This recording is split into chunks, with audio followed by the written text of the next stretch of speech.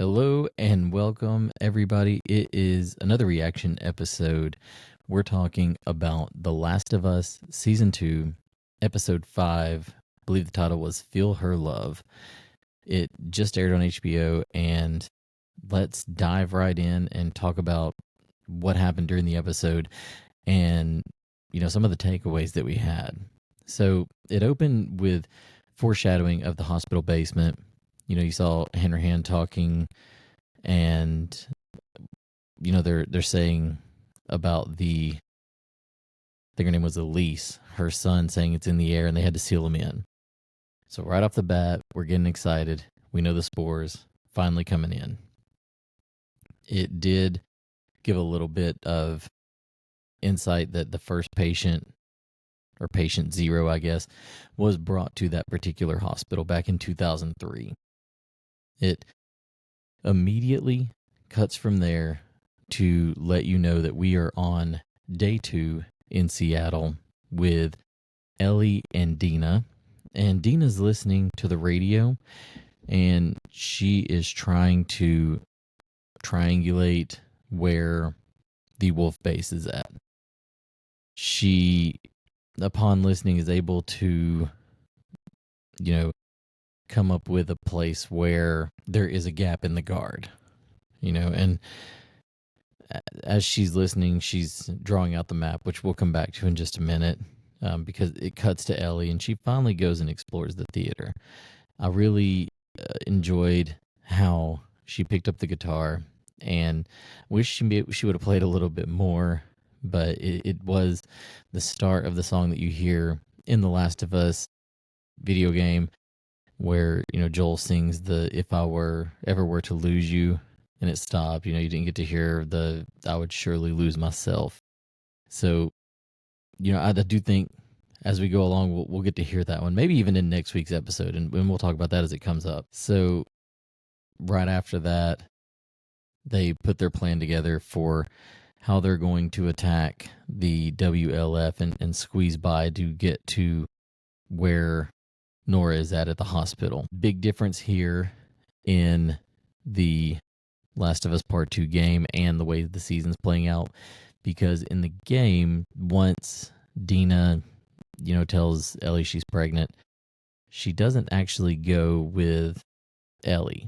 Dina stays back, and Ellie actually goes off on her own, which, there's another part that happens there where she actually goes to Hillcrest first, and they did tie a piece of that back into this with Jesse, so we'll get to that in a little bit. So, I wasn't a huge fan of that, but, Ellie does bring it up later where she's like, what was I thinking? You're pregnant. If we need to go back, we can go back. And at least a little bit of it does tie back to right now, it's them two against the world kind of thing. And Dina tries to justify it by telling the backstory of her first kill and relating it back to Joel. And, she even says if he had gotten away, that nothing would have stopped her from hunting him forever. And so she's basically telling Ellie, I'm with you on this, like, because it happened to you, and Joel was a big influence on her life too. They're going after these people no matter what. Next up, they slip between the wolf patrols. You can see the lights scanning, and they do go into a building.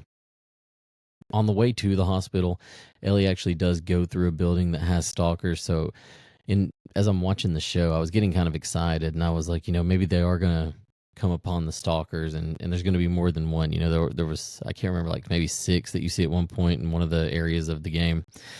And so they're sneaking through, they're not seeing anything other than, Ellie seeing stars because Dina's dropped the L-bomb on her. But they finally come to a point where they turn and look, and sure enough, there's a stalker. They start trying to devise a plan on how to take it out. And as they peek up, there's more stalkers. There's 3, 4.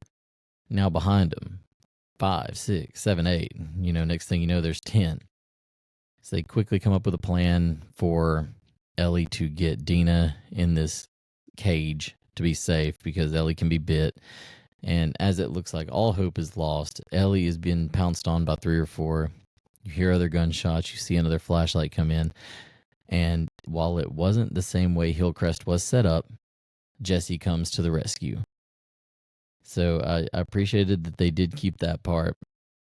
And as they take off running and go to the park, you find out that not just Jesse is there, but Tommy left as well. It's a little bit different from the games because in the games, you're kind of chasing Tommy. Tommy got out ahead of you. And then when Jesse finds you in Hillcrest and he's making a mess of things, he says, the day after I heard you guys left, I snuck out and I've been trying to catch up to you ever since. He doesn't know anything about the theater, which in this one he does. He said he found their map and that's what led him to where they're at. Those slight differences, I know they're trying to make it for television, and this is only 7 episodes in this season, which kind of sucks because I feel like we're just getting started and we're already almost to the end. But they ran to the park, which is a piece that you have to cut through before you make it to the hospital where the Seraphites are at. And true to the game, you see them participate in this ritual to kill one of the WLF, string him up and gut him. And it's very much a cult. It's a ritualistic, event that you're witnessing. Difference here, again, speaking from game to show, is Ellie actually takes the arrow. And, she gets hurt, breaks the arrow off, but still you have to work your way through the park to get to the hospital. Whereas in this one, Dina gets shot and Ellie's by herself in the game. And so to make that happen in the series, Dina takes the arrow, she's hit. And Ellie tells Jesse, get Dina out of here. I'll distract him. Ellie gets away, but then sees the hospital, or at least a shortcut to the hospital to get there. And so she leaves the chance to get back to Jesse and Dina to make it to the hospital because that's where Nora's at. And that is something that you would see from the Ellie in the video game that is obsessed with getting a revenge. She's not going to be all lovey-dovey and thinking about being a dad. She is going to be, hell-bent on revenge. And so you do see that in this episode where Ellie, chooses to go after Nora. And it is fairly true to the game for what happens in the next set of events. She confronts Nora, and very similar to the game, Nora, talks crap and says, I hear screams every night, and, basically I love it because that little bitch got what he deserves. Flees, Ellie chases. Slight differences between the game and the show here, but I did, I like the way the show did it, I guess is what I'm trying to say. Because it does introduce spores, finally. Like they said in the beginning, it's in the air. We have spores where you have to wear gas masks to be able to survive in those states. Obviously, Nora doesn't have one, and obviously, Ellie doesn't need one. And I appreciated how, the lights click on when Ellie hits the power. It's red. It's very similarly set up to the way it is in the game. You're stalking up Nora. She's coughing. She is like, you've killed both of us. Well, not Ellie. Realizes who Ellie is.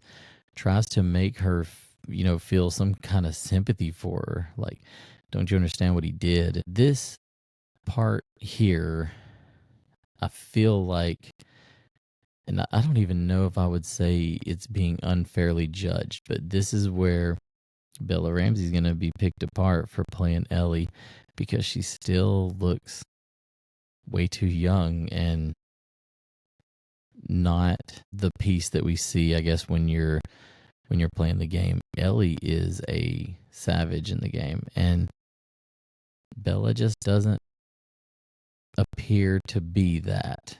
As far as the acting goes, she did a good job, and she kind of got the crazy eyes going. It's not quite the crazy eyes you see from Ellie, but still, it's just the visual aspect of it. She looks really young, and kudos to her, or kudos to them for appearing that way, but it didn't fit the role for the way the stage was set in the game. So I don't know if a lot of people will complain about that. I'm sure they will. They complain about everything, it seems like, with this show that Bella Ramsey does.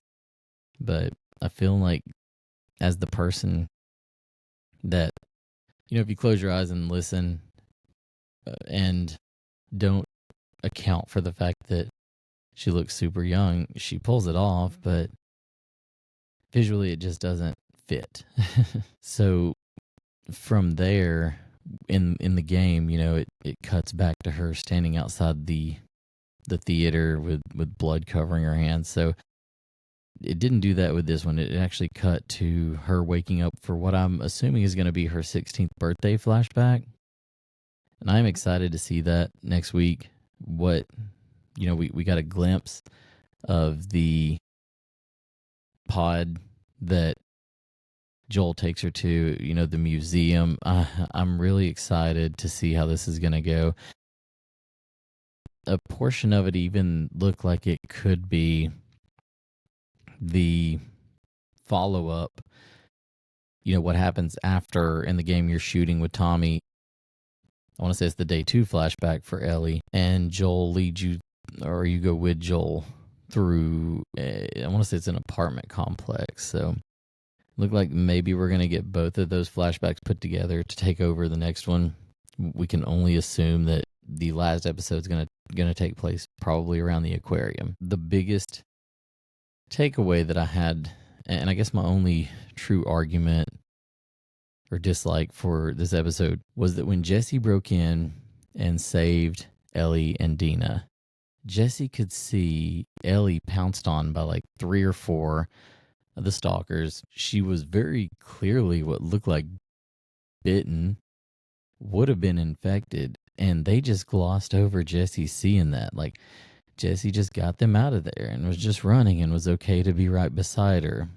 I don't know if they're going to come back and try and, I don't know,